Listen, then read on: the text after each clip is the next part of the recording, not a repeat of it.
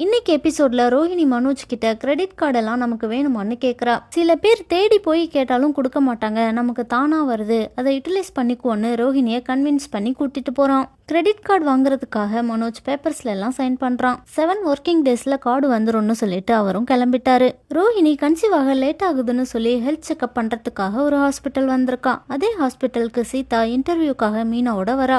ரோஹிணி டாக்டரை பார்த்துட்டு வித்யாவோட பேசிட்டு இருக்கா. இப்போ நீ இந்த குழந்தைய பெத்துக்கணுமா, இந்த ஐடியாவை கொஞ்சம் தள்ளி போடுன்னு வித்யா சொல்றா. மனோஜ் என்னை விட்டு போகாம இருக்கணும்னா சீக்கிரம் குழந்தை பெத்துக்கணும்னு ரோஹிணி சொல்றா. சீதாவும் இன்டர்வியூ முடிச்சுட்டு வெளியே வந்து மீனாவோட பேசிட்டு இருக்கா. பூ கட்டுற வேலை வந்திருக்குன்னு மீனா சீதா கிட்ட சொல்லிட்டு கிளம்பிடுறா. அடுத்த ரவுண்ட் இன்டர்வியூக்கு வெயிட் பண்ணும்போது சீதா ரோஹிணிய பாத்துடுறா. அப்புறம் இன்டர்வியூ முடிச்சுட்டு வேலை கிடைச்சிருச்சுன்னு சொல்றதுக்காக மீனாவுக்கு கால் பண்றா.